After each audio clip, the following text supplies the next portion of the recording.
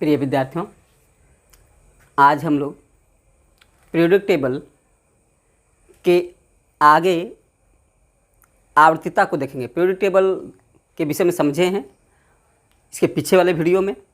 आज के वीडियो में हम लोग आवर्त सारणी में जो तत्वों का गुण है उसका क्या ट्रेंड होता है, उसमें विद्युत ऋणात्मकता कैसे होगी, इलेक्ट्रॉन बंधुता किस आधार पर घटता बढ़ता है, उसका परमाणु का आकार, परमाणु का त्रिज्या, परमाणु का घनत्व, आयनन विभव, ये कैसे उतार चढ़ाव इसमें होगा, इसको हम लोग देखेंगे।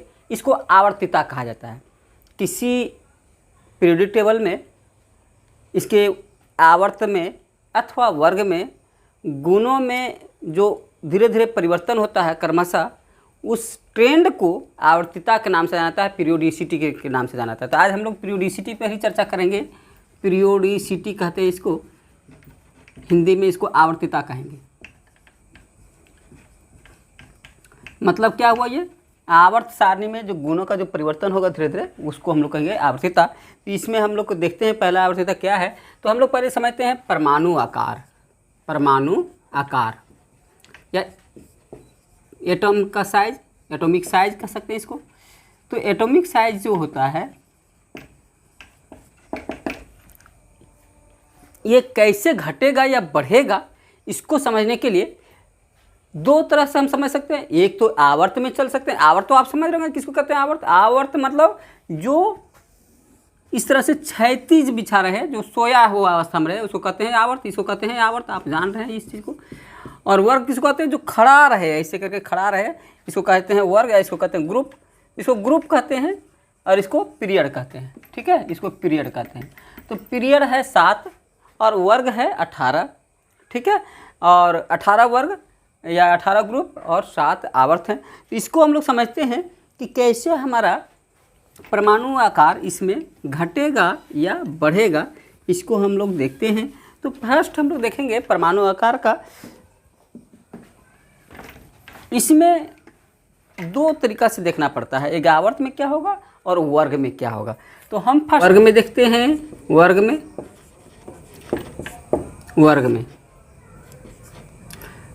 परमाणु आकार। परमाणु का क्या है, पहले समझ रहे होंगे आप कि परमाणु का, जैसे कोई भी परमाणु जो होता है ना, इसका स्ट्रक्चर किस तरह से होता है। एक नाभिक होता है और नाभिक के बाद इधर कक्षाएं होती हैं। ठीक है, कक्षाएं होती हैं। तो अंतिम कक्षा से इसका जितना लंबा त्रिज्या होगा यहाँ से यहाँ तक, इसी को हम लोग आकार कहेंगे। तो ये नाभिक से लेकर के इसकी बाहरी कक्षा तक की जो आकार होती है, उसी को हम लोग इसको आकार कहते हैं। तो ये आकार हो गया, इसका आकार क्या, या त्रिज्या कहेंगे इसको, परमाणु त्रिज्या कहेंगे। और परमाणु त्रिज्या जो होता है उसी को हम लोग आकार के रूप में मानते हैं। तो परमाणु त्रिज्या आकार जो होता है, ये इसके नाभिक से बाहरी कक्षा के बीच की दूरी को समझते हैं, उसी के नाम से हम लोग जानेंगे और वही हमारा होगा। तो परमाणु आकार आप छोटा या बड़ा कैसे होगा, इसको हम लोग वर्ग में देखना चाह रहे हैं। इन ग्रुप में कैसे होता है। तो ग्रुप में अगर आप चलते हैं, जैसे हम एक उदाहरण लेते हैं, जैसे हाइड्रोजन है, लिथियम है, सोडियम है, पोटेशियम है, रुबिडियम है, सीजियम है, फ्रांसियम है। एक ग्रुप की हम बात कर रहे हैं। कौन ग्रुप का है, ये फर्स्ट ग्रुप का है। आप पीरियोडिक टेबल में आप देख चुके हैं, इस तरह से होता है, ये ग्रुप है। फिर सेकेंड ये है, इसमें यहाँ पर उसके यहाँ शुरू होता है बेरिलियम से, बेरिलियम मैग्नीशियम करके। तो हम लोग उसका दूसरा ग्रुप की बात होता है। तो हम यहाँ वर्ग पर चल रहे हैं। एक वर्ग को देखिए, अगर ये ऊपर से नीचे जाता है तो क्या होता है, ये पहला कक्षा का हो गया, ये पहला आवर्त हो गया। इधर आवर्त होता है इसे से, ये पहला आवर्त हो गया, ये दूसरा आवर्त हो गया, ये तीसरा आवर्त हो गया, ये चौथा आवर्त हो गया, ये पाँचवां आवर्त हो गया, ये छठा आवर्त हो गया, ये सातवां आवर्त हो गया। आप आवर्त का मतलब क्या समझते हैं, कक्षा। इसमें एक ही कक्षा है, इसमें 2 कक्षा है, इसमें 3 कक्षा है, इसमें 4 कक्षा है। तो मतलब जितने कक्षा उतने आवर्त होते हैं। तो अभी हम कर रहे थे कि परमाणु आकार क्या होता है कि जितने कक्षा वो अंतिम कक्षा तक इसका आकार, तो जितना कक्षा हो उतना दूर तक जाएगा त्रिज्या, है कि नहीं। तो इस प्रकार से हम देखिए कि इसका कक्षा बढ़ने के कारण जितना नीचे जाएंगे उतना आकार बढ़ते जाएगा। तो सबसे बड़ा आकार किसका होगा यहाँ पर, फ्रांसियम का। तो वर्ग में क्या होता है, ऊपर में छोटा आकार रहेगा, एक ही कक्षा है तो छोटा होगा, और नीचे जाएंगे तो बड़ा होगा। तो परमाणु आकार ऊपर से नीचे बढ़ता है। ठीक है, तो इसमें आपको कोई दिक्कत नहीं होना चाहिए समझने में कि परमाणु आकार वर्ग में ऊपर से नीचे बढ़ता है, बस सिंपल, वर्ग में ऊपर से नीचे बढ़ता है, बढ़ता है। ठीक है, यहाँ पर हम लोग क्या है, ये बढ़ता है, बढ़ते जा रहा है, बढ़ता है, बढ़ते क्रम में। तो यहाँ पर क्या होगा, फ्रांसीसियम, फ्रांसीसियम का सबसे बड़ा आकार, इसका सबसे बड़ा आकार होगा, सबसे बड़ा आकार, सबसे बड़ा आकार परमाणु साइज का किसका होगा, फ्रांसीसियम का। ठीक है, क्योंकि ये सबसे नीचे है। और सबसे छोटा आकार किसका होगा, हाइड्रोजन का। इसलिए सबसे छोटा परमाणु पूछा जाए, सबसे छोटा आकार का सबसे छोटा तत्व कौन है, तो सबसे छोटा हाइड्रोजन, सबसे छोटा हाइड्रोजन याद रखना है। और सबसे बड़ा आकार पूछा जाए तो फ्रांसीसियम, ये भी याद रखना है। ये 2 क्वेश्चन आपका महत्वपूर्ण बन गया इसमें। एक अगर समझ रहे हैं इसको तो आपको सबसे छोटा तत्व पूछा जाता है तो हाइड्रोजन बोलेंगे, सबसे बड़ा तत्व पूछा जाता है तो फ्रांसीसियम बोलेंगे। ठीक है, अब हम लोग देखते हैं परमाणु आकार, परमाणु आकार आवर्त में देखते हैं, आकार आवर्त में, आवर्त में, आवर्त में क्या होगा परमाणु आकार। ठीक है, तो आवर्त में चलिए, आवर्त में हम एक उदाहरण मानते हैं, जैसे कि अगर हम समझते हैं, जैसे हमको पकड़ते हैं सोडियम का, sodium, magnesium, aluminium, silicon, phosphorus, sulphur, chlorine और आर्गन, इस तरह से होता है। आप या ये हम हाइड्रोजन, लिथियम, ब्रोमीन, ये थर्ड कक्षा का है, तीसरा कक्षा का है हमारा। तो ये हम ये तीसरा आवर्त का है, थर्ड का है, तीसरा आवर्त का परमाणु के लिए इस तरह से आवर्त है, एक तीसरा आवर्त है। कौन आवर्त है, तीसरा आवर्त है। ऐसे बहुत से आवर्त हो सकते हैं, हमको एक आपको समझाने के लिए लिया है।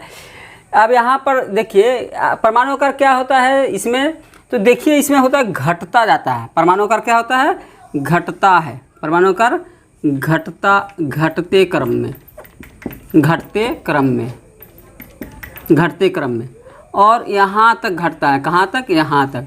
इसके बाद ये थोड़ा बड़ा हो जाता है, ये नहीं, ये बढ़ जाता है, बढ़ जाता है। परमाणु का आवर्त में घटता है, घटता है। कहाँ से, बाएं से दाएं, बाएं से दाएं, बाएं से दाएं। परमाणु का बाएं से दाएं घटता है, बाएं से चल रहे हैं, दाएं में तो घटेगा। क्यों घटेगा, अब इस पर हम समझते हैं। ये तो घटेगा, ये तो आपको याद रखना ही है, लेकिन घटेगा क्यों, इसको जवाब अगर पूछा जाए तो इसका कारण देखिए कि सोडियम का परमाणु संख्या होता है 11, मैग्नीशियम का परमाणु संख्या 12, इसका होता है 13, इसका होता है 14, इसका होता है 15, इसका होता है 16, इसका होता है 17 और इसका होता है 18। और इसका देखिए क्या होता है कि ये जैसे ही आपका परमाणु संख्या बढ़ते जा रहा है तो इसमें इलेक्ट्रॉन और प्रोटॉन की संख्या भी बढ़ रही है उसी क्रम में। इसमें 11 इलेक्ट्रॉन, 11 प्रोटॉन, इसमें 12 इलेक्ट्रॉन, 12 प्रोटॉन, इसमें 13 इलेक्ट्रॉन, 13 प्रोटॉन, इसमें 14 electron, 14 proton, 15 electron, 15 proton, 15, 16 electron, 16 proton, 17 electron, 17 proton. इस तरह से आपका इलेक्ट्रॉन प्रोटॉन बढ़ रहा है। और इलेक्ट्रॉन प्रोटॉन बढ़ने से क्या होता है कि जितना इलेक्ट्रॉन और जितना प्रोटॉन उसके बीच में नाभिकीय आवेश उतना बढ़ रहा है। कक्षा नहीं बढ़ रहा है, ध्यान रखिएगा। कक्षा एक ही, 3 कक्षा तो सबके लिए 3 ही कक्षा है, सबको 3 ही कक्षा है। एक यहाँ पर है, 1, 2 और 3, सबके लिए 3 ही कक्षा है, सबको 3 ही कक्षा है, सब में कक्षा 3 है। लेकिन क्या बढ़ रहा है, तो इसके अंदर इलेक्ट्रॉन और प्रोटॉन शुरू वाला का कम है, इसका ज़्यादा है, इसका और ज़्यादा है, इसका और ज़्यादा है, इसका और ज़्यादा है, इसका और ज़्यादा है। इसलिए क्या होता है कि वही कक्षाओं के बीच में जो प्रोटॉन और इलेक्ट्रॉन बढ़ता है ना, तो इन लोगों की खींचने की शक्ति, आकर्षण करने की शक्ति बढ़ जाता है, जिसको कहते हैं प्रभावी आवेश, प्रभावी नाभिकीय आवेश या इफेक्टिव न्यूक्लियर चार्ज। तो ये इफेक्टिव न्यूक्लियर चार्ज जो है, इफेक्टिव न्यूक्लियर चार्ज बढ़ने से इसका ये संकुचन बढ़ जाता है। न्यूक्लियर चार्ज बढ़ने से संकुचन बढ़ जाता है, संकुचित हो जाता है, संकुचित होता जाता है। जितना दूर जाता जाएगा, जितना बढ़ेगा ये, उतना संकुचन होता जाएगा। इसलिए परमाणु आकार सोडियम का थोड़ा ज़्यादा रहेगा, उससे कम मैग्नीशियम का, उससे कम एल्युमिनियम का, उससे कम सिलिकॉन का, उससे कम फास्फोरस का, उससे कम सल्फर का, और सबसे छोटा 7वां वर्ग का जो होता है, 17वां, यहाँ पर जिसको हम लोग कहते थे कौन सा है, इसके बारे फ्लोरीन, क्लोरीन, यहाँ पर ऊपर में फ्लोरीन है, क्लोरीन है। तो इसमें सबसे छोटा जो होता है ब्रोमीन है। तो यहाँ पर आयोडीन है, एस्टेटिन है, इस तरह से होता है ना। तो सबसे छोटा जो होता है 7वां का 7A वर्ग का होता है, 7A कहते हैं या हैलोजन कहते हैं इसको हैलोजन कहते हैं। तो हैलोजन वर्ग में जो तत्व होते हैं उसका आकार सबसे छोटा होता है। अब ये होता है, ये इसको हम लोग कहते हैं अक्रिय गैस। तो अक्रिय गैस का लास्ट वाला जो शून्य वर्ग है, शून्य वर्ग, इसका बढ़ जाता है क्योंकि इसमें अष्टक पूरा रहता है, और अष्टक पूरा रहता है तो सभी इलेक्ट्रॉन आपस में फ्री रहते हैं, थोड़ा सा इसमें थोड़ा फैलाव हो जाता है। क्योंकि इसमें इलेक्ट्रॉन की कमी रहती है इसलिए आकर्षण ज़्यादा रहता है। इसमें थोड़ा इलेक्ट्रॉन के बराबर हो जाने से, बैलेंस हो जाने से, यानी पूर्णता फुलफिल्ड होने से ये थोड़ा फैल जाता है, तो इसके तुलना में ये थोड़ा बड़ा हो जाता है। तो इसलिए अगर आपका सबसे छोटा आकार वाला जो आपका वर्ग होगा वो 7 ये वर्ग होगा, और इधर जितना हम दाहिने जाएंगे उतना आकार छोटा होता जाएगा, बाएं से दाएं जाएंगे और जितना बाएं आएंगे उतना बड़ा होता जाएगा। ठीक है, वजह क्या रहेगा? तो नाभिकीय आवेश बढ़ने के कारण, नाभिकीय आवेश बढ़ने के कारण छोटा होता जाता है। तो आपको बस 2 चीज़ ध्यान रखना है कि ऊपर से नीचे जाते हैं तो आकार बढ़ता है, और बाएं से दाएं आते हैं तो आकार घटता है। ठीक है, अगला हम लोग देखते हैं धातुई और अधातुई गुण। धातुई अधातुई गुण, अधातुई गुण, धातुई अधातुई गुण, या इसको कहते हैं metallic non metallic, metallic non metallic properties. ठीक है, तो देखिए मेटेलिक नॉन मेटेलिक में क्या होता है कि हम लोग इसको देखें, अगर मेटेलिक नॉन मेटेलिक बात करेंगे तो इसमें धातु और अधातु का जो गुण होता है, ये समझने के लिए धातु के विषय में जानना पड़ेगा। धातु का गुण होता है वे जो कि आसानी से इलेक्ट्रॉन त्याग करते हैं उसको कहा जाता है धातु, और जो इलेक्ट्रॉन को ग्रहण करता है उसको कहा जाता है अधातु। ठीक है, वर्ग में देखना शुरू किए पहले, तो वर्ग में देख लीजिए ग्रुप में क्या होता है। तो चलिए इसमें हम जैसे देखते हैं लिथियम, सोडियम, ऊपर में हाइड्रोजन है तो हाइड्रोजन धातु है कि नहीं है वो बात में देखते हैं। Lithium, sodium, potassium, rubidium, caesium, francium. हम यहाँ पर बात करते हैं, यहाँ पर अभी हाइड्रोजन की बात अभी कैंसिल करते हैं, इसको हम यहाँ पर पहले समझते हैं जो धातु है। तो lithium, sodium, potassium, rubidium, caesium, francium में देखिए आकार जो है नीचे जाने से बढ़ता जाता है। इसका आकार बहुत दूर हो जाता है, इसका आकार बहुत बड़ा होगा, इसका आकार थोड़ा सा छोटा होगा, इसका आकार और थोड़ा छोटा होगा, क्योंकि जितना कच्चा उतना बड़ा आकार। तो जो बड़ा आकार का होता है उससे इलेक्ट्रॉन निकालना आसान होता है, क्योंकि इसके नाभिक से ये बहुत दूर इलेक्ट्रॉन होता है, इसलिए जो आसानी से इलेक्ट्रॉन छोड़ता है वो अच्छा धातु। तो ये चूँकि फ्रांसियम आसानी से इलेक्ट्रॉन छोड़ेगा, इसलिए सबसे अच्छा धातु कौन होगा? फ्रांसियम। क्यों? क्योंकि इजी इलेक्ट्रॉन को रिमूव करेगा, आसानी से इलेक्ट्रॉन करेगा। तो ये क्या होता है, धातुई गुण नीचे जाएंगे तो बढ़ते जाएगा। ये देखिए अधातु है, इससे धातु, ये तो अधातु होता है, हाइड्रोजन जानते हैं। लिथियम की धनात्मकता कम होती है, मतलब एक जल्दी आसानी से इलेक्ट्रॉन नहीं छोड़ता है। सोडियम उससे थोड़ा तेज छोड़ेगा। पोटेशियम और विद्युत धनात्मक होता है, रुबिडियम और तेज विद्युत धनात्मक होता है, सीजियम और उच्च विद्युत धनात्मक होता है, फ्रांसियम सबसे उच्च विद्युत धनात्मक होता है, यानी सबसे अलग। तो इसलिए सबसे अच्छा धातु कौन होगा? तो सबसे अच्छा धातु है फ्रांसियम। लेकिन आप चूँकि जानते होंगे कि फ्रांसियम ये बहुत जल्दी फ्रांसियम एक लिक्विड अवस्था में बदल जाता है। फ्रांसियम साथ में रेडियो सक्रिय तत्व होता है, इसलिए ये अस्थायी तत्व नहीं होता है, यह अस्थायी तत्व है, क्योंकि ये रेडियो सक्रिय होने से जल्दी विघटित होता है। तो इसलिए अस्थायी तत्व में सीजियम को माना जाता है। तो सबसे अच्छा धातु किसको मानेंगे? सीजियम को। किसके लिए अच्छा धातु? अस्थायी तत्व में, ये अस्थायी तत्व है, अस्थायी धातु है। बाकी फ्रांसियम भी हो सकता है, अगर सीजियम के बाद अगर सबसे अच्छा फ्रांसियम भी आपके पास चॉइस है तो फ्रांसियम आंसर होगा। लेकिन अगर कहीं अस्थायी धातु लगा दे, अस्थायी तत्व लगा दे तो सीजियम हो जाएगा। ये अस्थायी नहीं है क्योंकि रेडियो सक्रिय है। ठीक है, तो इस तरह से आपका जब नीचे जाते हैं तो धातुई गुण बढ़ता है, और जब ऊपर आते हैं तो धातुई गुण घटता है। ये वर्ग में होता है। अब हम देखते हैं इसको आवर्त में देखते हैं।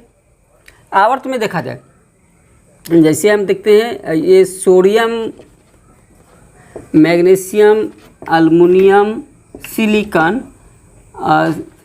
Phosphorus, sulphur, chlorine, argon. ठीक है, अब ये देखिए इसमें से हमको अगर आवर्त में जाना है तो ऐसे चलेंगे, तो हम कोई भी आवर्त ले लेते हैं। ये आवर्त है, इस आवर्त में अगर आप जाना चाहते हैं तो इसमें क्या क्या होगा? परमाणु संख्या ये आवर्त में बढ़ते जाता है, और आवर्त में परमाणु संख्या बढ़ने से आकार छोटा होते जाता है। तो आकार छोटा होते जाता है, इसलिए इससे जब आकार छोटा होता जाएगा तो क्या होगा? इसका धातु का गुण घटते जाएगा, क्योंकि उसमें इलेक्ट्रॉन निकालना मुश्किल होता है।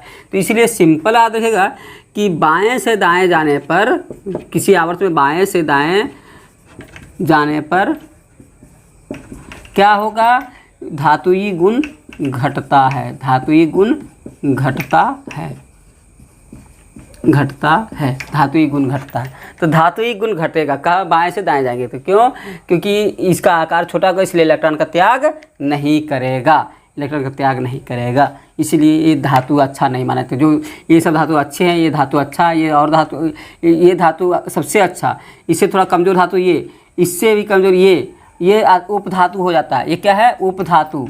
इसके बाद देखिएगा इधर हो जाते हैं या धातु, ये अधातु है, ठीक है।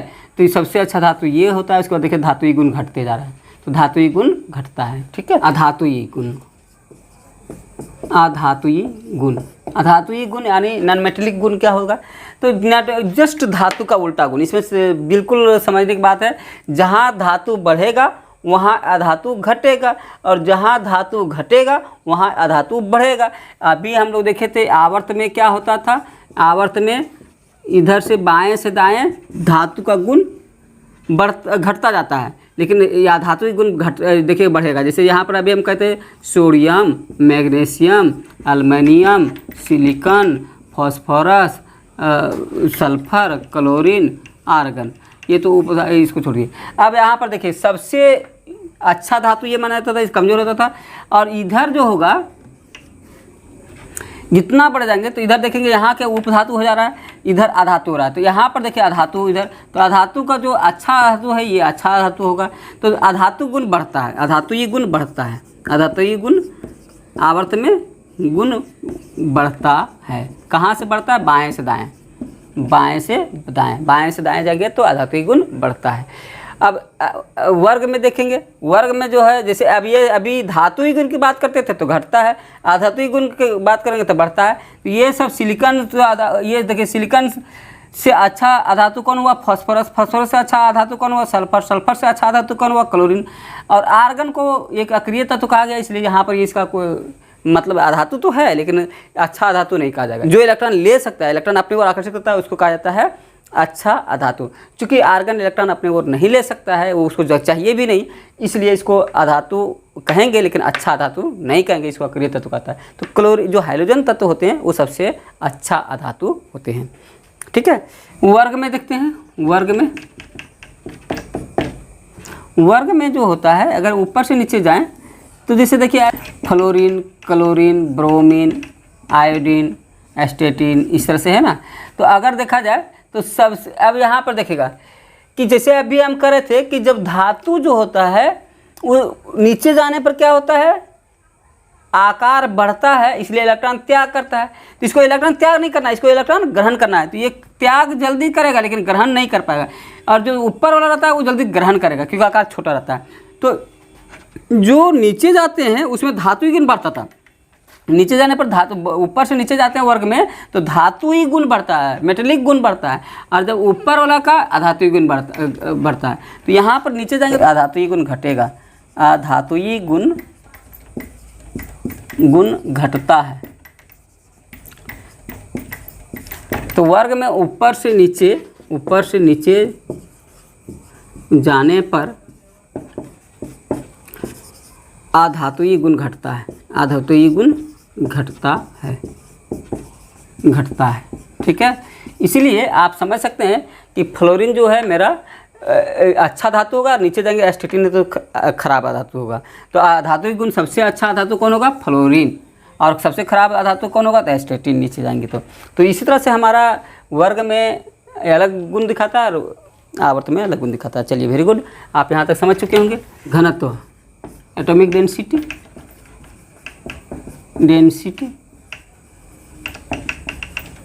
पर एटॉमिक डेंसिटी में क्या होता है कि घनत्व किसका घटेगा बढ़ेगा, घनत्व माने भारीपन, जो मास, द्रव्यमान भी समझ सकते हैं इसको। तो आप जब भी देखेंगे कि अगर जो डेंसिटी है इसे ऊपर से नीचे जाने पर बढ़ता है, तो वर्ग में हम देखें, वर्ग में क्या होता है, इसको सिंपली याद रखेगा, ऊपर से नीचे जाने पर बढ़ता है, ऊपर से नीचे जाएंगे तो घनत्व बढ़ेगा, मतलब जैसे ऊपर में जैसे हाइड्रोजन हल्का है तो लिथियम थोड़ा उससे भारी होगा, तो इससे ये भारी, जितना नीचे गए सोडियम और भारी होगा, पोटेशियम और भारी होगा, पोटेशियम रुबिडियम और भारी होगा, सीजियम और भारी होगा, फ्रांसियम भारी होगा। परमाणु भार बढ़ते जाएगा, परमाणु भार बढ़ता है तो घनत्व भी बढ़ता है। अब आवर्त में क्या होगा,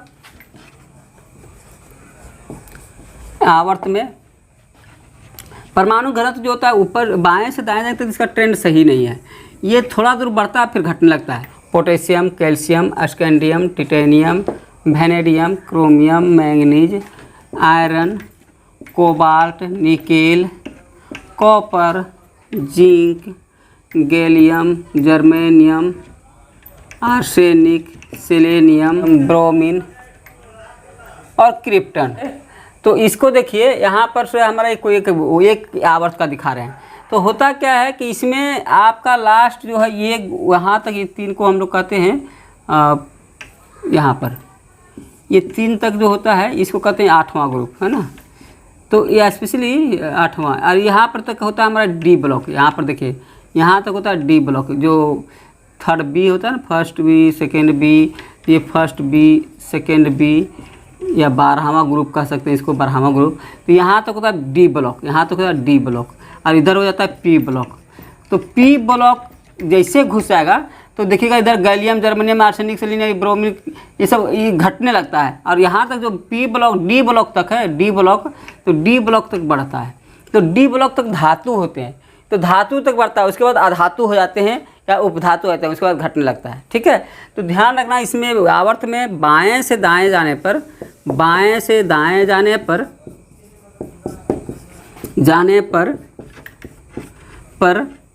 डी ब्लॉक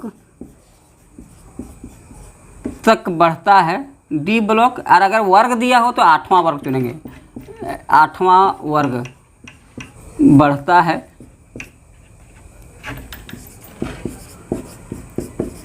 एवं पी ब्लॉक से घटने लगता है, एवं पी ब्लॉक में घटता है, पी ब्लॉक में घटता है।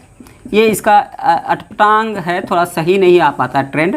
तो इसमें एक चीज़ यही आवर्त वाला में याद रखना है कि कहाँ तक बढ़ेगा, डी ब्लॉक तक, और डी ब्लॉक के बाद पी ब्लॉक में घटने लगता है। जैसे इसको समझ सकते हैं कि जैसे देखिए टिटेनियम, आयरन, कोबाल्ट, निकेल, ये सब भारी तत्व होता है, कॉपर भी भारी होता है, जस्ता है। उसके बाद गैलियम, जर्मेनियम, ये सब उपधातु में आते हैं, कमज़ोर हो जाते हैं। गैलियम, जर्मेनियम, आर्सेनिक देखिए ये सब सॉफ्ट हो जाते हैं थोड़ा।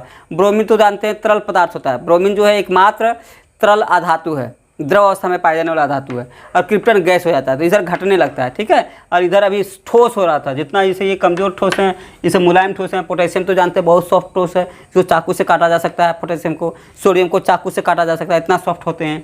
कैल्शियम थोड़ा कठोर होता है, स्कैंडियम थोड़ा कठोर होता है। ये कठोरता बढ़ती जा रही है, कहाँ तक बढ़ेगी, आपका Zn तक बढ़ेगी।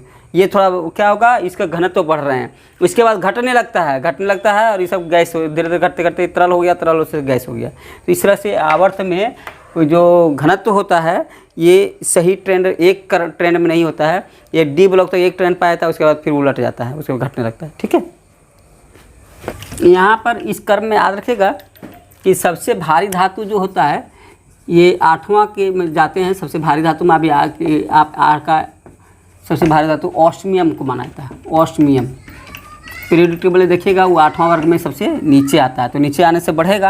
और 8वां इधर से भी बढ़ रहा है, इधर से भी बढ़ रहा है, इधर जाएगा तो और इधर हो गया तो नीचे से बढ़ गया, तो ऑस्मियम यहाँ आता है।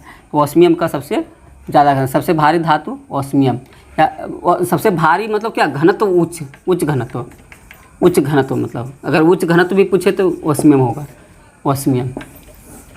ठीक है, तो चलिए हम लोग आगे देखते हैं विद्युत धनात्मकता। विद्युत धनात्मकता या इलेक्ट्रोपॉजिटिविटी। इलेक्ट्रोपॉजिटिविटी कहते किसको है, विद्युत धनात्मकता कहते किसको है, ये पहले समझे। तो ये है धातुओं का गुण जो इलेक्ट्रॉन को त्याग करने की प्रवृत्ति रखता है, उस गुण को कहा जाता है विद्युत धनात्मकता। जितना ज़्यादा आसानी से इलेक्ट्रॉन त्याग करेगा उतना ज़्यादा विद्युत धनात्मकता माना जाएगा।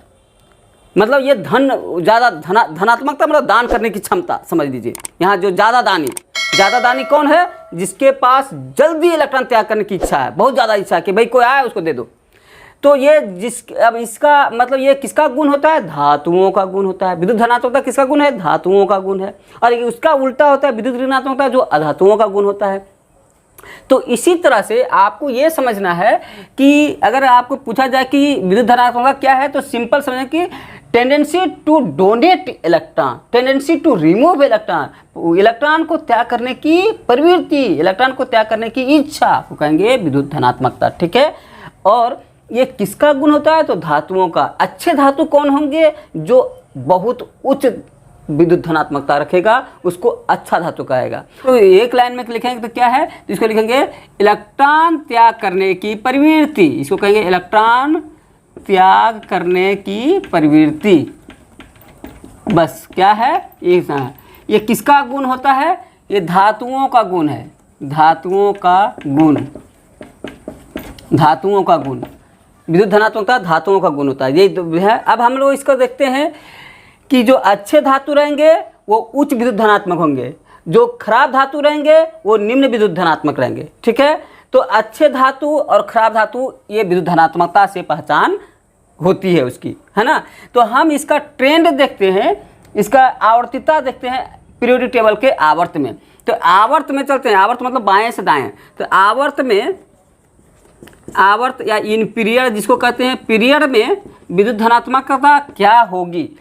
तो यदि आप किसी भी पीरियड में आप चलते हैं, जैसे देखते जाइए, अगर हम एक थोड़ा सा किसी भी पीरियड की बात करते हैं, जैसे एक सिंपल ही बात कर रहे हैं हम लोग, सोडियम की बात करते हैं। सोडियम, सोडियम के आगे क्या है? मैग्नीशियम, मैग्नीशियम के आगे क्या है? एल्युमिनियम, एल्युमिनियम के आगे क्या है? सिलिकॉन, सिलिकॉन के आगे क्या है? फॉस्फोरस। ठीक है। फॉस्फोरस के आगे क्या है? क्लोरीन, सॉरी सल्फर, सल्फर के आगे क्या है? क्लोरीन, क्लोरीन के आगे क्या है? आर्गन।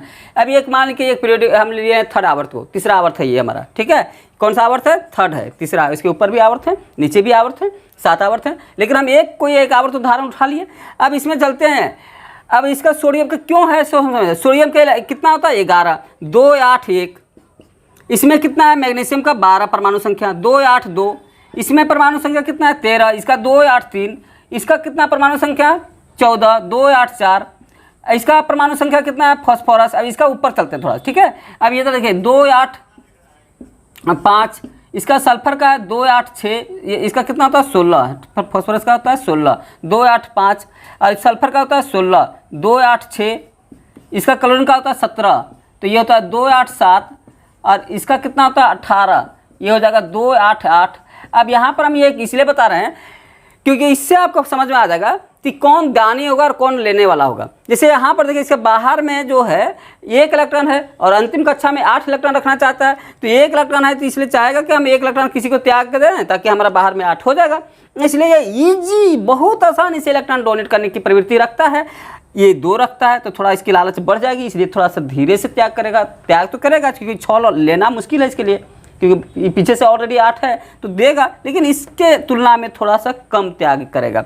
ये 3 है, थोड़ा और धीरे इससे थोड़ा बड़ा मतलब थोड़ा सा इसकी इच्छा रहेगी कि कम त्याग करने की इच्छा हो जाएगी, तो ये सबसे ज़्यादा त्याग करने की इच्छा रखेगा, ये कम त्याग करने का, इससे कम ये 4 है। तो ये दोनों कन्फ्यूजन में पड़ा रहता है। 4 वाले सोचता है ले कि दें, बीचों बीच है, नहीं होता मझधार में अटकी है धारा नाव इसकी, है ना आगे ना पीछे। तो वही स्थिति है, ना ये आगे है ना पीछे है, बीचों बीच है। ये सोचता है इधर जाएं, वापस लौटे के आगे बढ़ें। यानी कभी कभी लेना भी चाहता है, कभी कभी देना भी चाहता है, इसलिए ऐसे को कहा जाता है उपधातु। इसको कहा क्या जाता है? उपधातु। जो इस तरह वाले रहते हैं ना उसको कहा जाता है उपधातु, यानी मेटलवाइट्स, इसको कहते हैं मेटलवाइट्स। ओके, मेटलवाइट्स कहेंगे जो 4 वाले हैं, तो मेटलवाइट्स या उपधातु। और इसके पहले वाले जो रहते हैं इसको कहते हैं धातु। इधर वाले को क्या कहते हैं हम लोग? धातु, क्योंकि त्याग करते हैं, ये सब कहते हैं धातु। और इधर वाले को देखिए, ये सब क्या है? ये इसके पास देखिए 5 है, तो अब ये लेना ही चाहेगा किसी भी हालत से, ये देना नहीं चाहेगा। 5 है तो ज़्यादा हो गया, तो इसे हमेशा 3 लेना चाहता है। ये क्लोरीन है, सॉरी सल्फर है, 6 है, 2 लेना चाहेगा, ये हमेशा लेना चाहेगा, त्याग नहीं करेगा। क्लोरीन है 17, ये तो किसी भी हालत पर नहीं त्यागेगा। भाई 7 है बाहर में, अब 1 लेना है और 8 हो जाएगा, इसलिए हर हालत में ये लेना चाहेगा, इसलिए ये कभी भी त्याग नहीं कर सकता है। इसलिए इसका जो विद्युत धनात्मकता होगा ये काफ़ी कम होगा। धनात्मकता मतलब त्याग करने की इच्छा बहुत कम होगी। ठीक है। और आर्गन को देखिए, ये तो राजा साहब हैं, ये तो 8 हो गया। ठीक है। और ये अब क्या है, को न करना, उद्धव को लेना ना माधव का देना, क्योंकि इसका ये हो गया कि बाहर में 8 हो गया तो ना त्याग करेगा और ना ही ग्रहण करेगा।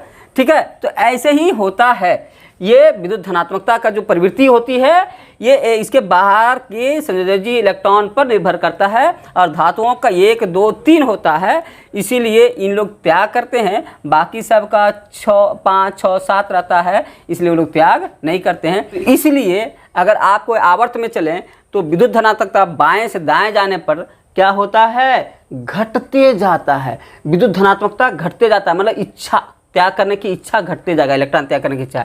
तो एक लाइन में इतने सारे आप समझ गए होंगे, तो इसको हम लोग सिंपल लिखेंगे। और किसी आवर्त में अगर आपको प्रश्न किसी आवर्त में कहाँ से चलेंगे, बाएं से दाएं जा रहे थे, बाएं से दाएं जाने पर विद्युत धनात्मकता घटता है, विद्युत धनात्मकता घटता है बस, है ना। यानी घटते क्रम में, अगर इधर से जाए तो क्या होता है, इधर से घटते क्रम में होगा, घटते क्रम में। आवर्त में क्या होगा, घटते क्रम में। ओके, ऐसे आप सबसे अधिक उच्च विद्युत धनात्मक वाले बाह्य वाले रहेंगे, और सबसे कम होगा किसका, अक्रिय तत्वों का सबसे कम।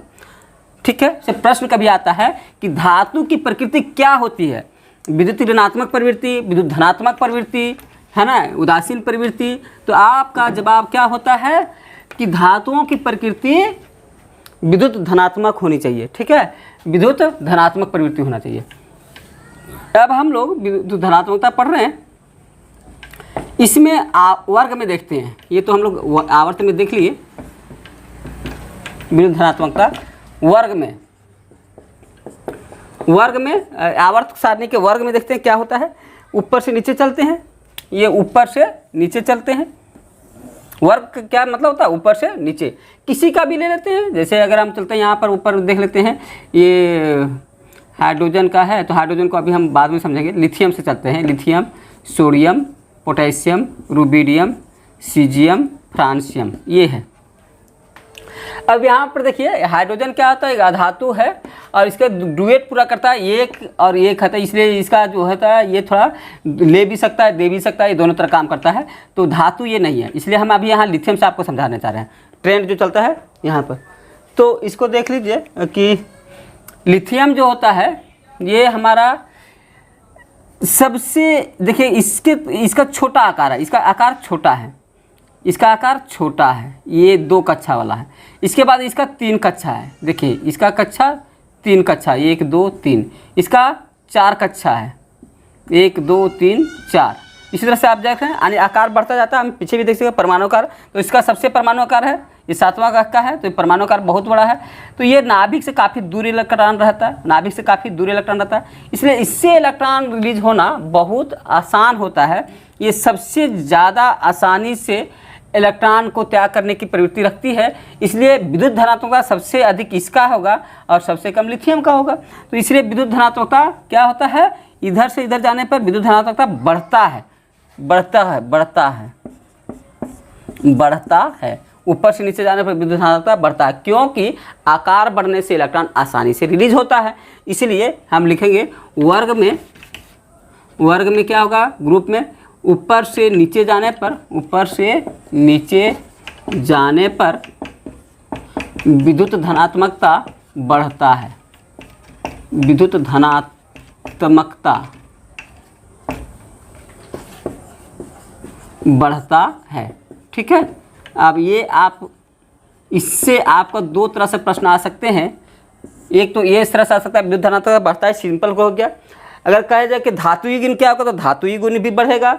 इसको कहेगा अच्छे धातु कौन होगा, कि लिथियम की, सोडियम की, फ्रांसियम की, सीजियम, है ना। तो सबसे अच्छा धातु कौन होगा, फ्रांसियम, सबसे अच्छा धातु। चूँकि हम देख रहे थे दाहिने में घटता है तो वो भी अच्छा नहीं था, बाएं तरफ बढ़ता है और नीचे भी बढ़ता है, तो इधर से बढ़ता है और इधर भी बढ़ता है, इसलिए फ्रांसियम सबसे अच्छा धातु, सबसे उच्च विद्युत धनात्मक सबसे उच्च विद्युत धनात्मक होगा। ओके, सबसे उच्च विद्युत धनात्मक। और ये चूंकि अस्थायी तत्व है इसलिए कभी कभी आपको फ्रांसियम आंसर में रहता है, सीजियम रहता है। अगर अस्थायी तत्व की बात करें, ये रेडियो एक्टिव है फ्रांसियम, ध्यान रखिएगा, ये रेडियो सक्रिय है इसलिए अस्थायी तत्व है। इसलिए आपको कभी कभी फ्रांसियम अगर चॉइस में है और तत्व पूछा है तो आंसर फ्रांसियम होगा, लेकिन अगर अस्थायी तत्व लगा दिया है, अस्थायी तत्वों में से किसका सबसे उच्च विद्युत धनात्मकता होती है, तो आप आंसर देंगे सीजियम, क्योंकि अस्थायी तत्व सीजियम है, फ्रांसियम अस्थायी तत्व है, ये रेडियो एक्टिव है जिसके चलते ये क्या होता है, विखंडित हो जाता है। ठीक है, तो आप वर्ग में देखेंगे कि विद्युत धनात्मकता नीचे बढ़ती है और आवर्त में देखें कि विद्युत धनात्मकता बाएं तरफ अधिक होती है और दाएं तरफ घटते जाती है। ठीक है, अब हम लोग चलते हैं इसका अगला भाग विद्युत ऋणात्मकता पर। ठीक है, इलेक्ट्रोनेगेटिविटी। तो इलेक्ट्रोनेगेटिविटी देखिए नाम ही है, जैसे हम लोग बार बार कहते हैं कि बी पॉजिटिव, पॉजिटिव रहिए। पॉजिटिव का मतलब क्या होता है, अच्छा, तो यहाँ इलेक्ट्रो पॉजिटिव मतलब दान करने वाला, और जो दान करता है तो उसको कहते हैं धातु, और जो लेता है ऊपर से नेगेटिव है तो इसका नाम भी रख दिया नेगेटिव। देखिए इसका नाम भी हो गया इलेक्ट्रोनेगेटिविटी। तो नेगेटिव नहीं बनना चाहिए आदमी को, है ना, क्योंकि ये क्या होता है, हमेशा मांगते रहता है, भिखमंगा है ये। क्या है, इलेक्ट्रॉन का भूखा रहता है, दो दो दो, ये इसी को कहते हैं। तो इसका मतलब लेने की इच्छा के लिए इसका रहता है, इसका देने की इच्छा कभी रहता ही नहीं है। ऐसा गुण जो इलेक्ट्रॉन को लेने के लिए काफ़ी अधिक ललायित रहता है, काफ़ी अधिक प्रवृत्ति रखता है, इस गुण को हम लोग कहते हैं विद्युत ऋणात्मकता। और विद्युत ऋणात्मकता गुण ये धातुओं का नहीं, अधातुओं का गुण होता है। ये अच्छे लोगों का नहीं, बुरे लोगों का गुण होता है। अच्छा लोग आप क्या चाहते हैं, सोना खरीदना चाहते हैं कि कोयला खरीदना चाहते हैं? बिल्कुल है, अगर सोना और कोयला मिले क्या चाहेंगे, सोना खरीदना चाहते हैं, क्योंकि सोना क्या है, धातु है, इलेक्ट्रो पॉजिटिव है, पॉजिटिव चीज़ खरीदना चाहते हैं। और ये अधातु क्या है, ये नेगेटिव है, नेगेटिव कोई खरीदना चाहता है, और नेगेटिव लोग खरीदने हैं, हम लोग पॉजिटिव लोग हैं तो हम लोग अच्छा चीज़ खरीदेंगे। तो इसी तरह से यहाँ पर समझने की कोशिश कीजिए कि ये जो गोल्ड या जो धातु जितने रहेंगे वो ऋणात्मकता उसका कम होगा, और जो अधातु रहेंगे उसका अधिक होगा। तो विद्युत ऋणात्मकता इलेक्ट्रॉन ग्रहण करने की प्रवृत्ति, इलेक्ट्रॉन ग्रहण करने की प्रवृत्ति यानी लेने की इच्छा, पर ग्रहण मतलब लेने की इच्छा, इसको कहेंगे क्या, इसको कहेंगे विद्युत ऋणात्मकता। शॉर्ट में इतना ही बोलेंगे। यह किसका गुण होता है, यह अधातुओं का गुण होता है, यह अधातुओं का गुण होता है, अधातुओं का गुण होता है।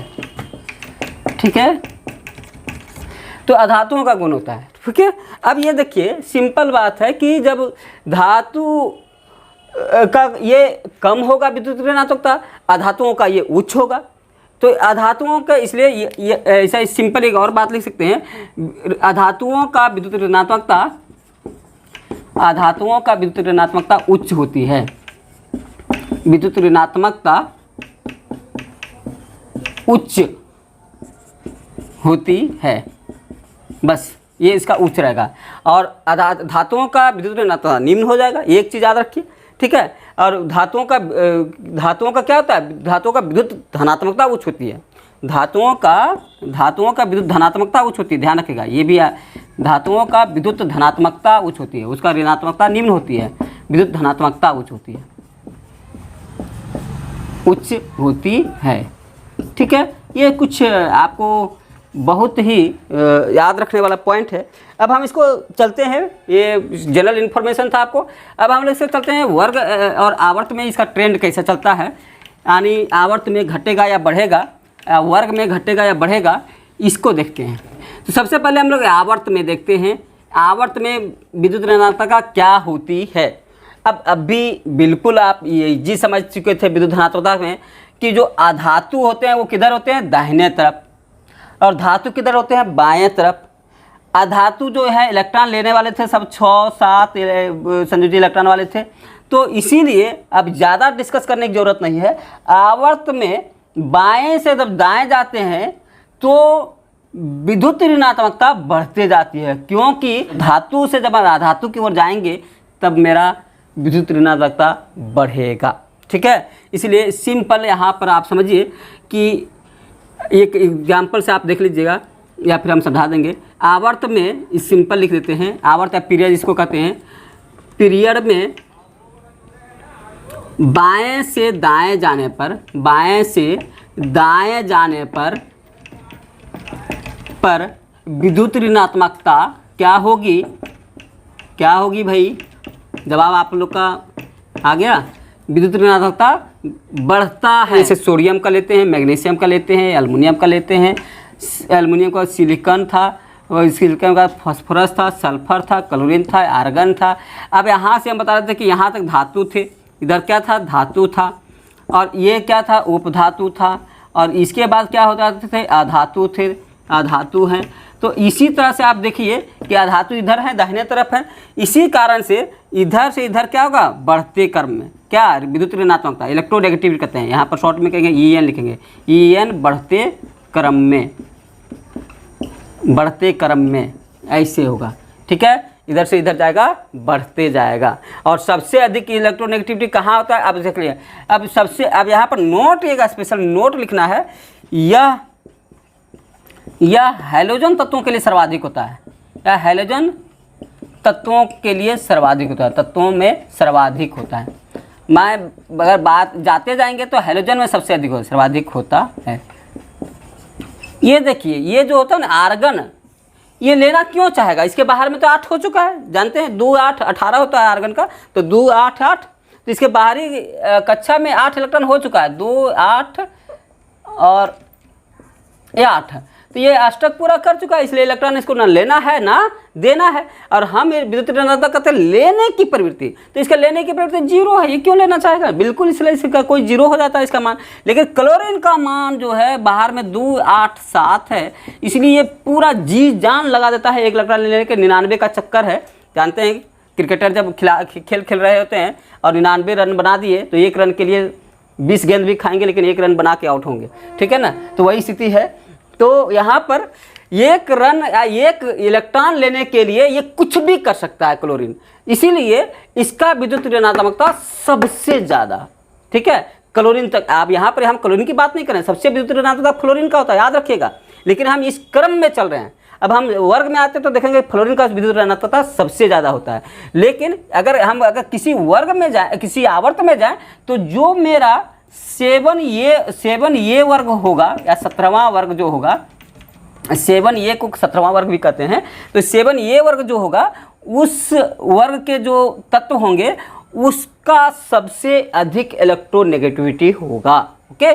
और यही बात हम जब वर्ग में चलते हैं, ऊपर से नीचे चलते हैं, तो इलेक्ट्रोनेगेटिविटी ऊपर वाले का ज़्यादा और नीचे वाले का कम होता है। अब हम आते हैं वर्ग पर ही, इसको तो यहाँ कोई दिक्कत नहीं होना चाहिए ना। लेकिन आपको याद रखना कि लास्ट वाले का नहीं इलेक्ट्रोनेगेटिविटी सबसे ज़्यादा, बढ़ते क्रम में जाएगा, लेकिन बस कहाँ तक बढ़ेगा, 7A तक बढ़ेगा, ठीक है। और ये वर्ग में क्या होता है, वर्ग में या ग्रुप में, तो ग्रुप में अगर देखा जाए तो सिंपली अभी हम लोग देख रहे थे कि अच्छे धातु नीचे होते हैं, धातु जितना नीचे जाएंगे उतना धातु का गुण बढ़ता है, तो धातु का ठीक उल्टा अधातु होता है। तब नीचे जब धातु का गुण बढ़ता है तो ऊपर अधातु का गुण बढ़ेगा, नीचे जब धातु का गुण बढ़ रहा है तो ऊपर क्या बढ़ेगा, अधातु का गुण बढ़ेगा। इसका मतलब अधातुओं का इलेक्ट्रोनेगेटिविटी अच्छा होना चाहिए, इसलिए ऊपर में इलेक्ट्रोनेगेटिविटी ज़्यादा और नीचे में इलेक्ट्रोनेगेटिविटी कम, क्योंकि आप वो देखिए कि जब दूर हो जाएगा तो पावर जो नाभिक का रहेगा वो खींचने का कम हो जाएगा। जैसे नीचे जाएगा तो कक्षा की संख्या बढ़ जाती है, और कक्षा की संख्या बढ़ जाती है तो क्या होगा कि उसका इलेक्ट्रॉन खींचने की क्षमता कम हो जाती है, क्योंकि आवेश घट जाता है दूरी बढ़ने से। और जब छोटा रहता है नाभिक, सामने रहता है परमाणु, छोटा रहता है परमाणु, तो नाभिक सामने रहता है, इसलिए इलेक्ट्रॉन को ज़्यादा तेजी से खींच पाता है। तो आकार बढ़ने से इलेक्ट्रोनेगेटिविटी घट जाता है, परमाणु का आकार बढ़ने से इलेक्ट्रोनेगेटिविटी घट जाता है, और परमाणु का आकार बढ़ने से इलेक्ट्रोपॉजिटिविटी बढ़ जाता है। यहाँ पर उल्टा होता है पॉजिटिविटी और नेगेटिविटी, ध्यान रखिएगा। तो यहाँ पर हम यहाँ पर किसका बात कर रहे हैं, नेगेटिविटी का, इलेक्ट्रोनेगेटिविटी का। तो यहाँ पर लिखेंगे वर्ग में ऊपर से नीचे जाने पर विद्युत ऋणात्मकता, ध्यान रखिएगा, यहाँ शब्द हम लिखेंगे विद्युत ऋणात्मकता घटता है, ये घटता है, याद रखिएगा। अब इसका कैसे ट्रेंड चलेगा, तो यहाँ पर देखिए, जैसे यहाँ पर अभी हम लोग देखते हैं सबसे अधिक किसका था, 7A वर्ग वाले का सबसे अधिक था। तो इसका देख लें, जैसे फ्लोरीन है ऊपर में, क्लोरीन है, उसके बाद ब्रोमीन है, उसके बाद आयोडीन है, उसके नीचे एस्टेटिन है, उसके नीचे। तो ये सभी जो है हैलोजन तत्व जो होते हैं, ये सभी का अगर सबसे अधिक ऊपर वाले का और सबसे कम यहाँ पर एस्टेटिन को हैलोजन नहीं माना गया है, लेकिन अगर यहाँ पर हम आवर्त में चलते हैं यहीं तक हैलोजन माना गया है, लेकिन इसको कभी कभी उपधातु में रखा जाता है एस्टेटिन को। तो हमें अभी हम यहाँ बात कर रहे हैं कि अगर हम इस आवर्त में चलते हैं, वर्ग में चलते हैं, तो वर्ग में ऊपर से नीचे जाएं तो ये घटते क्रम में है। किसका? ये इलेक्ट्रोनेगेटिविटी जो है घटते क्रम में होगा, क्रम में इलेक्ट्रोनेगेटिविटी घटते क्रम में। और फ्लोरीन का सर्वाधिक इलेक्ट्रोनेगेटिविटी होगा, सर्वाधिक, सबसे पूरे आवर्त सारणी में सबसे अधिक इलेक्ट्रोनेगेटिव फ्लोरीन का होता है। सर्वाधिक इलेक्ट्रोनेगेटिविटी किसका होता है? विद्युत ऋणात्मक सबसे अधिक किसका होता है? फ्लोरीन का। VVI है सबसे अधिक विद्युत ऋणात्मकता लिखते हैं, विद्युत ऋणात्मकता।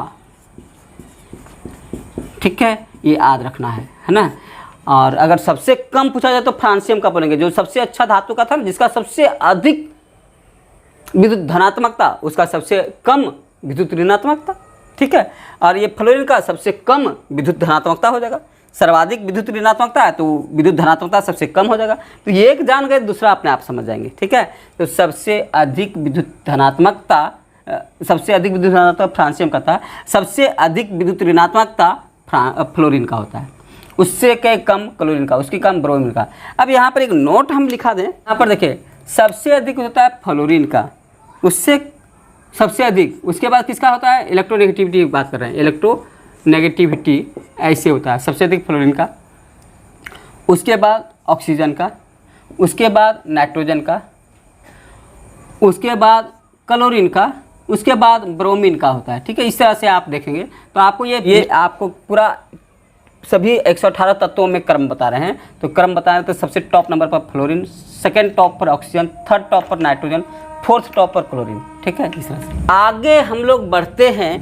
इलेक्ट्रॉन बंधुता, ये बहुत महत्वपूर्ण है। इलेक्ट्रॉन बंधुता, अंग्रेजी में इसका नाम है इलेक्ट्रॉन एफिनिटी।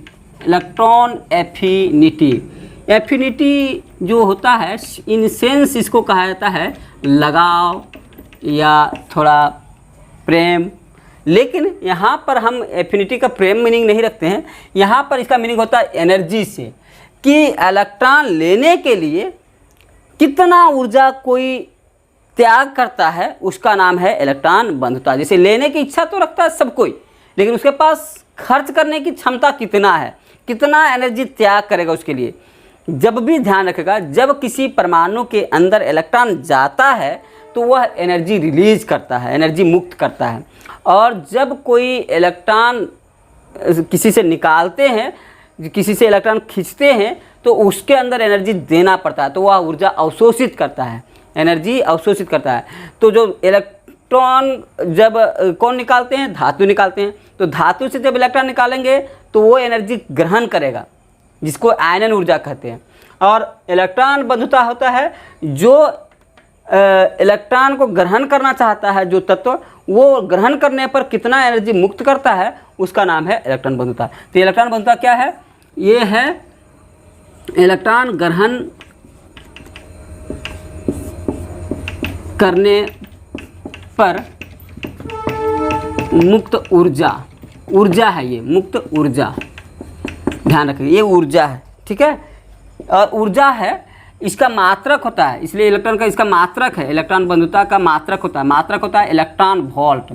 ये सबसे छोटा मात्रक माना गया है पीरियोडिक टेबल, पूरा जितना भी हम ऊर्जा मापते हैं तो इलेक्ट्रॉन वोल्ट कहते हैं इसको। इसको संकेत में हम लोग EV लिखते हैं शॉर्ट में, इलेक्ट्रॉन वोल्ट को। सबसे छोटा ऊर्जा का मात्रक, ऊर्जा का सबसे छोटा मात्रक लिखिएगा, ऊर्जा का सबसे छोटा मात्रक। कई बार आपका परीक्षा में पूछा जा चुका है, सबसे छोटा मात्रक यही होता है। तो ये सबसे छोटा मात्रक होता है। इलेक्ट्रॉन वोल्ट से मापते हैं इलेक्ट्रॉन बंधुता को, या फिर जूल से भी माप सकते हैं। तो बड़ा मोल के लिए हम जूल से मापेंगे, और एटम के लिए इसको एक एटम के लिए मापेंगे, एक परमाणु के लिए मापेंगे।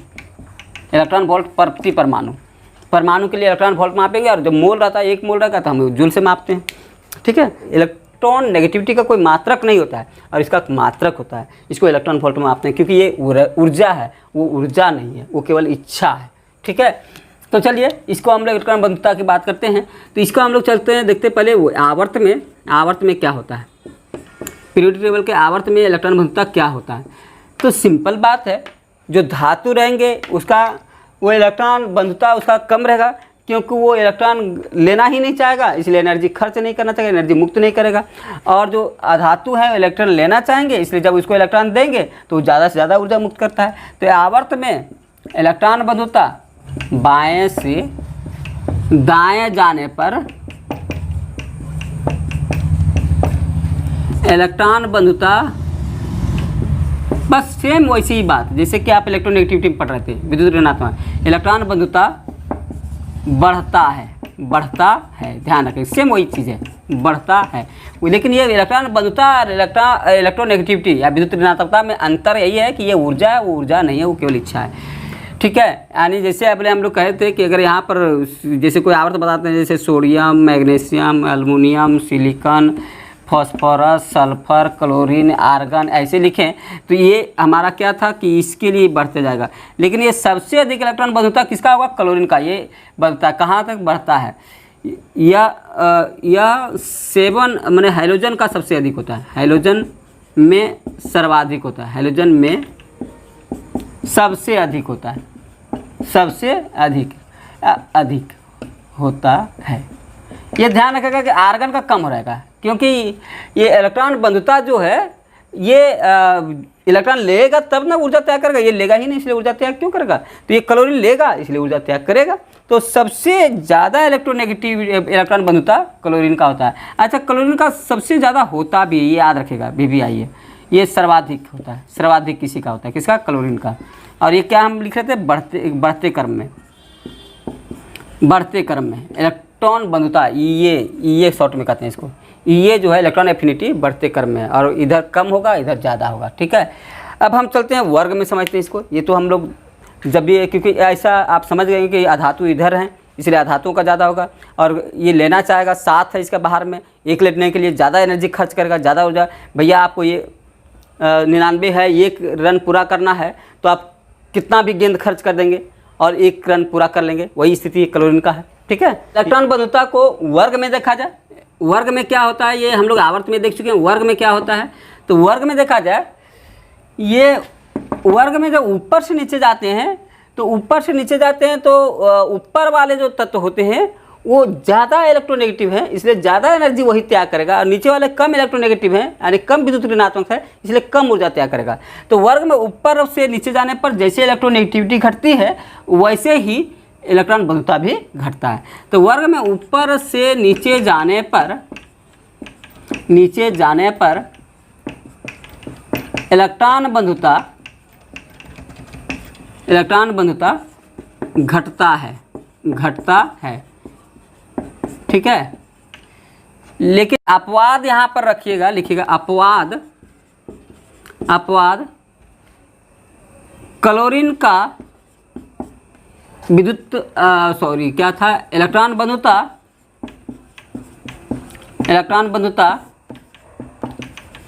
फ्लोरीन से अधिक होता है, फ्लोरीन से अधिक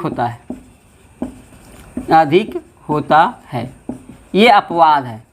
अब क्यों अपवाद है बाद में बात करते हैं। तो क्लोरीन का इलेक्ट्रॉन बंधुता फ्लोरीन से भी अधिक है, एक अपवाद है, बाकी सब ठीक है। ठीक है, फ्लोरीन, क्लोरीन, ब्रोमीन, आयोडीन, एस्टेटिन ऐसे होता है ना। तो इलेक्ट्रोनेगेटिविटी तो ऐसे होता था, लेकिन यहाँ पर जो है सिर्फ फ्लोरीन क्लोरीन जो है ना, यहाँ पर ये देखिए, ये जो है ये ऊपर हो जाता है और ये क्रम नहीं रहता है, ये क्रम नहीं रहता है। इलेक्ट्रोनेगेटिविटी क्लोरीन ऊपर है, फ्लोरीन नीचे है, ब्रोमीन उसके नीचे है, आयोडीन नीचे है, एस्टेटिन ऐसे है। ठीक है, तो इस तरह से ये ऊपर में घटते क्रम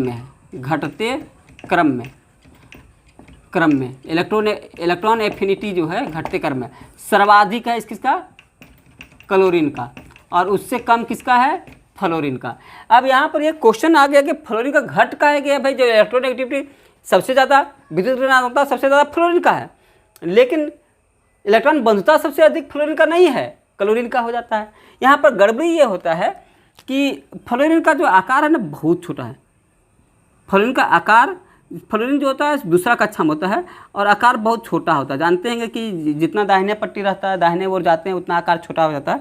तो आकार छोटा होने से, ये छोटा होने से क्या होता है कि परमाणु घनत्व, परमाणु में जो इलेक्ट्रॉन का घनत्व होता है ये बहुत ज़्यादा होता है। इलेक्ट्रॉन का घनत्व बाहर में 7 है, 3, 4, 5, 6, देखिए 7 में देख रहे हैं गाढ़ा हो जा रहा है, तो काफ़ी घनत्व हो जाए।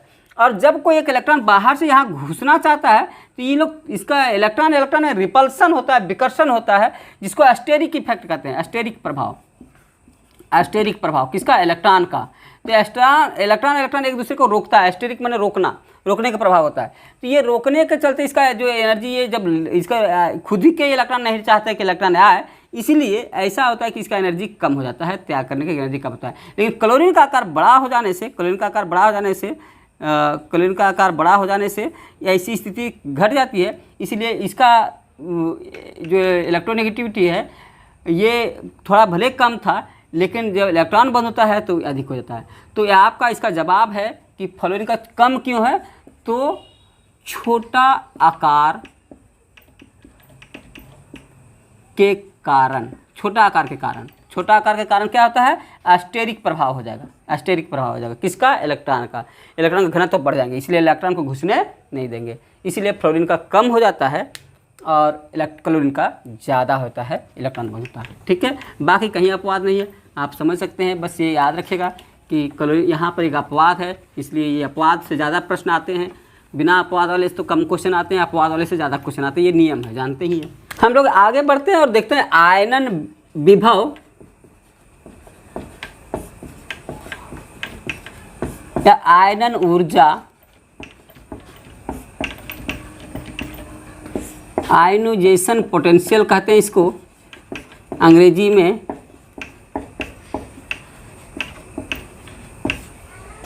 आयोनाइजेशन एनर्जी कहते हैं, एनर्जी कहते हैं, आयनाइजेशन एनर्जी कहते हैं। ठीक है, ये आयनाइजेशन पोटेंशियल, आयनाइजेशन एनर्जी। तो देखिएगा इसका ये जो विभव या ऊर्जा नाम दिया गया है, ये सिर्फ है आयनन शब्द से समझ में आ रहा है कि जब इलेक्ट्रॉन निकालते हैं इलेक्ट्रॉन को किसी से, तो एक आयन बनता है और उसमें कितना ऊर्जा खर्च करना पड़ता है आपको, उसी का नाम है आयनन ऊर्जा। आयनन ऊर्जा का मतलब होता है कि किसी धातु से जब एक इलेक्ट्रॉन निकाला जाता है तो उसमें जो ऊर्जा हमको लगता है निकालने के लिए, इलेक्ट्रॉन को निकालने के लिए, उस ऊर्जा का नाम आयनन ऊर्जा है। उसी को आयनन विभव भी कह लेते हैं, एक ही चीज़ है दोनों। तो ये क्या है? इलेक्ट्रॉन को बाहर निकालने के लिए आवश्यक ऊर्जा, ठीक है। इलेक्ट्रॉन को बाहर निकालने के लिए आवश्यक ऊर्जा, जितना इलेक्ट्रॉन को बाहर निकालेंगे तो उतना कितना आवश्यक ऊर्जा आपको होगा, उसी को कहते हैं हम लोग आयनन विभव। ओके, ये जो धातु निकालना चाहता है इलेक्ट्रॉन वो कम ऊर्जा खर्च करेगा, जो नहीं निकालना था उसमें ज़बरदस्ती निकालेंगे तो ज़्यादा ऊर्जा लगेगा। तो ये धातुओं में आयनन विभव तो बहुत अधिक हो जाएगा, लेकिन धातु जो अच्छे धातु होंगे उसका आयनन विभव कम होगा। तो ये लिखिएगा, ये अच्छे धातु का आयनन विभव कम होता है। अच्छे धातु का आयनन ऊर्जा जो भी लिखना है, आयनन विभव न्यूनतम होता है, न्यूनतम कम होता है, काफ़ी कम होता है, लिख लीजिए काफ़ी कम होता है। अब इसमें सबसे अच्छा धातु कौन है? फ्रांसियम। तो फ्रांसियम का आयनन विभव सबसे कम होगा, जो सबसे अच्छा धातु उसका सबसे कम। तो हम पहले देखते हैं आवर्त में मेरा आयनन विभव का क्या स्थिति होगी। आवर्त में या पीरियड में क्या होता है आयनन विभव? तो आप ये देख लीजिएगा कि सिंपली हमारा जो धातु होते हैं, जैसे अगर हम बात करते हैं, सोडियम इधर है, मैग्नीशियम इधर है, एल्युमिनियम, उसके बाद कौन है? Aluminium, silicon, phosphorus, sulphur, chlorine और आर्गन। तो ये देखिए, ये धातु जो है सो बाएं तरफ है, ये सब अच्छे धातु बाएं तरफ है और इधर अधातु होता है। तो अगर आवर्त में लिखेंगे तो कहेंगे आवर्त में बाएं से दाएं जाने पर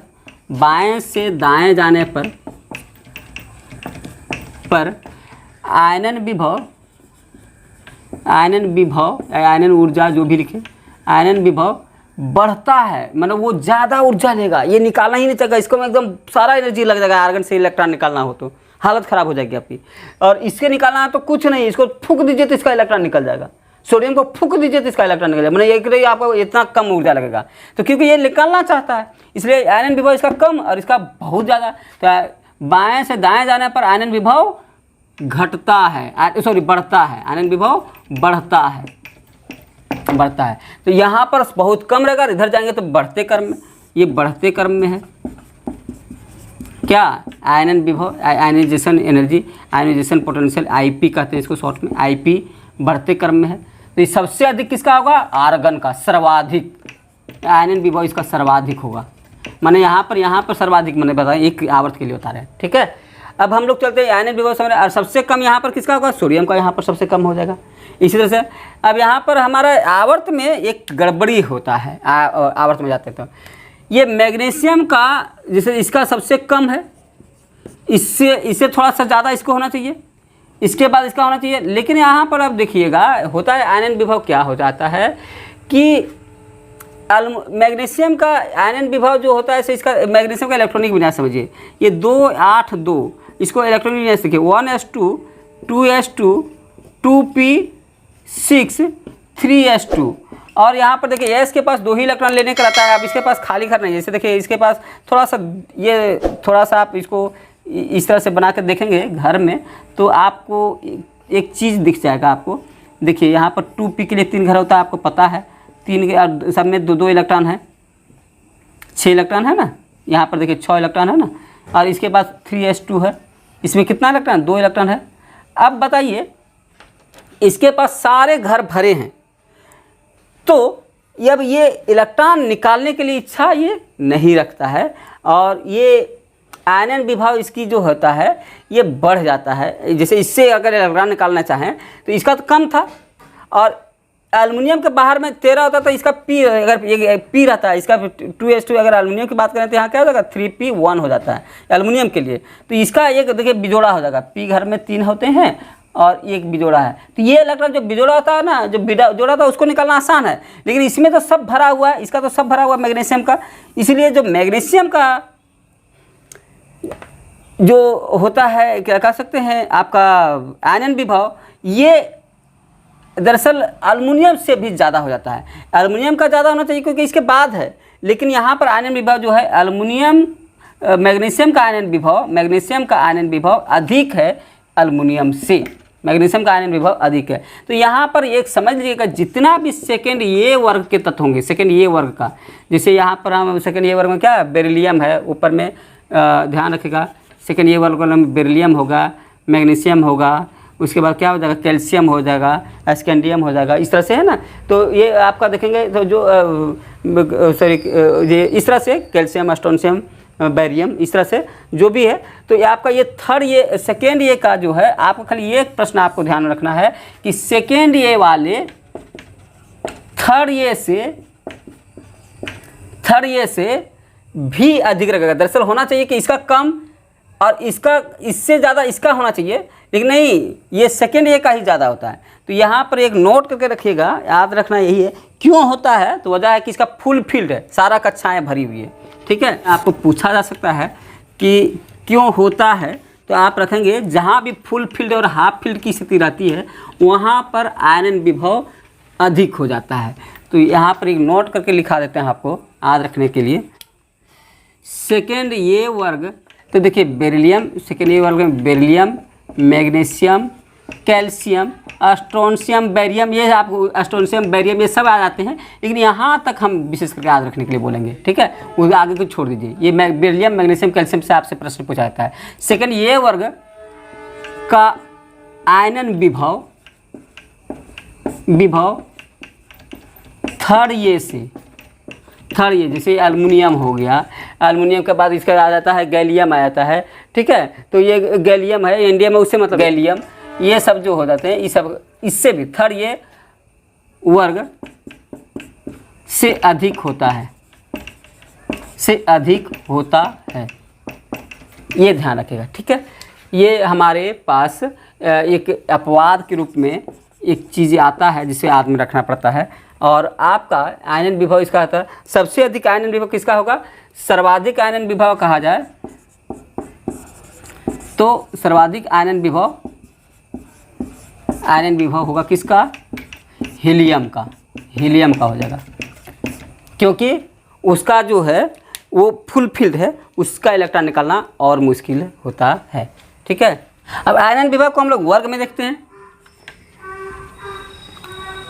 आयनन विभव को वर्ग में देखते हैं। वर्ग में क्या होता है? तो वर्ग में आप याद रखिएगा, वर्ग में ऊपर से नीचे जाएंगे तो आयनन विभव घटता है, क्योंकि अच्छे धातु का घटता है, नीचे वाले धातु अच्छे होते हैं।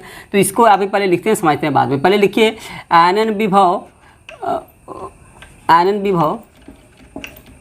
विभव किसी वर्ग में ऊपर से नीचे जाने पर घटता है। एग्जाम्पल जैसे अभी हम देखेंगे, lithium, sodium, potassium, rubidium, caesium, francium. अब देखिए ये इसका क्या होता है कि आकार बहुत बड़ा हो गया, इसलिए इसको इलेक्ट्रॉन निकालना इससे बहुत आसान है, इसलिए बहुत कम ऊर्जा लगेगा। तो इसलिए नीचे आप बढ़ेगा, इसका घटते क्रम में जो आयनाइजेशन पोटेंशियल होता है घटते क्रम में है, ये नीचे घटेगा। ठीक है, तो सबसे कम आयनाइजेशन पोटेंशियल किसका होगा? फ्रांसियम का।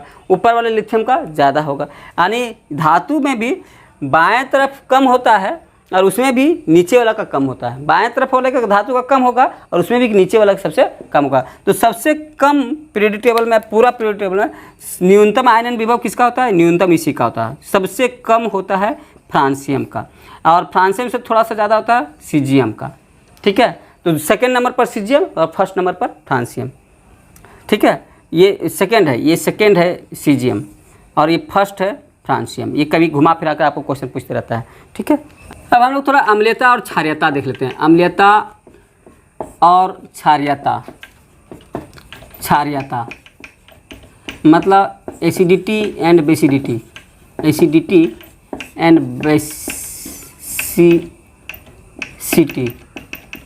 तो अम्लीयता और क्षारीयता क्या होता है? देखिएगा, उल्टा है एक दूसरे का। तो जो धातुओं में होता है उसमें अम्लीयता गुण ज़्यादा होता है, धातुओं में क्षारीयता गुण ज़्यादा होता है, और अधातुओं में अम्लीयता गुण ज़्यादा होता है। यह से याद रखिएगा। तो अधातु जिधर रहेंगे उधर अम्लीयता बढ़ेगा और जिधर धातु रहेंगे उधर क्षारीयता बढ़ेगा। तो इसको सिंपली याद रखिएगा कि आवर्त में बाएं से दाएं तरफ धातु है, तो बाएं से दाएं तरफ अधातु है। तो बाएं से दाएं जाने पर अम्लीयता बढ़ती है। उधर अधातु की तरफ जा रहे हैं, ना, दाएं जा रहे हैं आप, तो अम्लीयता बढ़ती है और क्षारीयता घटती है। क्षारीयता घटती है। ठीक है, क्षारीयता घटती है ना। जैसे Cl वगैरह है तो दाहिने तरफ है, ये सब HCl, HF, HBr, HI सब अम्लीयता होगा। तो जितने अधातु रहेंगे अधातु में अम्लीयता गुण ज़्यादा आता है और धातु में क्षारीयता गुण जाता है। तो अगर आप बाएं से दाएं जा रहे हैं इसका मतलब अधातु की तरफ जा रहे हैं, इसलिए अम्लीयता बढ़ेगी और क्षारीयता घटती जाएगी। और बाएं तरफ आएंगे तो क्षारीयता बढ़ेगी, अम्लीयता घटती जाएगी। और वर्ग में जब चलेंगे, वर्ग में ऊपर से नीचे जाएंगे तो जानते हैं वो नीचे में धातु अच्छा होता है, अभी हम देख रहे थे जैसे फ्रांसियम अच्छा धातु है। तो वर्ग में नीचे धातु अच्छा होता है और ऊपर में अधातु का गुण अच्छा होता है। इसलिए वर्ग में ऊपर से नीचे जाने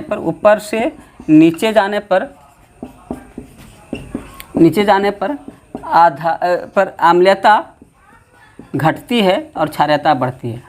अम्लीयता घटती है और क्षारीयता बढ़ती है।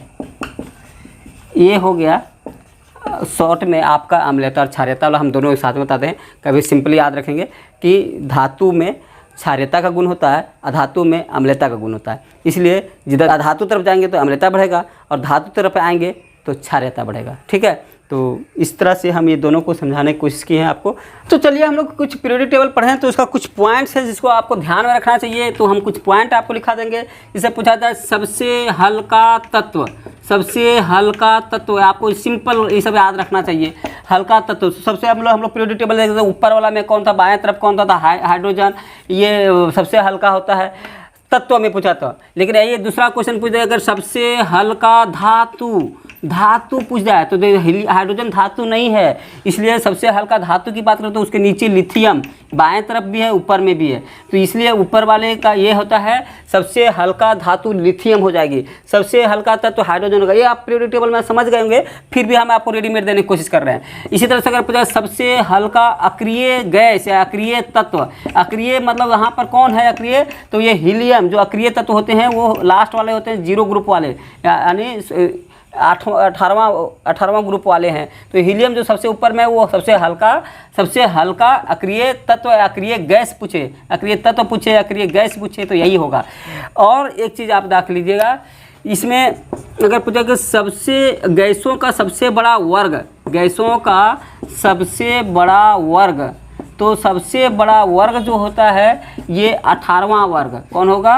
18वां वर्ग, 18वां वर्ग। और 18वां वर्ग को हम लोग क्या कहते हैं? शून्य वर्ग। इसको कहते हैं शून्य वर्ग, इसी का नाम है शून्य वर्ग। ठीक है, तो इसमें क्या होता है, सब के सब गैस होते हैं, helium, neon, argon, krypton, xenon, radon, सब गैसी है। ठीक है, अक्रिय तत्व हैं, उसको उत्कृष्ट गैस कहते हैं। इसी तरह से आपको अगर कुछ अभी हम लोग पढ़े थे, अगर पूछा जाए सबसे उच्च विद्युत ऋणात्मक, तो आपको याद हो गया होगा उच्च विद्युत ऋणात्मक, ये बार बार आता है, फ्लोरीन, हम लोग चर्चा भी किए हैं। और इसी तरह से अगर सबसे उच्च विद्युत धनात्मक, उच्च विद्युत धनात्मक शब्द डाल दे तो नाम हो जाएगा किसका? फ्रांसियम का, या फ्रांसियम फर्स्ट है, अगर फ्रांसियम नहीं है तो सीजियम हो जाएगा। ठीक है, अच्छा इसी तरह से सबसे जो उच्च ऋणात्मक है तो सबसे क्रियाशील हो जाएगा, तो सबसे उच्च क्रियाशील अधातु, सबसे उच्च क्रियाशील यहाँ पर क्रियाशील शब्द डाल दे, क्रियाशील मैंने रिएक्टिव, क्रियाशील अधातु तो हो जाएगा फ्लोरीन, क्योंकि वो इलेक्ट्रॉन तुरंत लेने के लिए बहुत तेज़ी से प्रयास करता है। और इसी तरह से अगर सबसे उच्च क्रियाशील धातु का दे तो इसमें सीजियम को याद रखेगा, ये सीजियम अस्थायी तत्व में आता है, इसलिए फ्रांसियम में अस्थायी नहीं है, इसलिए सबसे क्रियाशील धातु सीजियम। आप लोग को ये वीडियो अच्छा लगा होगा और हमें लगता है कि आप बहुत अच्छा से पीरियोडिक टेबल समझे होंगे। और इस ख्याल से आप अगर बढ़िया पसंद आता है इसको लाइक सब्सक्राइब कीजिए, शेयर कीजिए, और कोई शिकायत है तो कमेंट कीजिए। बहुत बहुत धन्यवाद, थैंक यू आप सभी।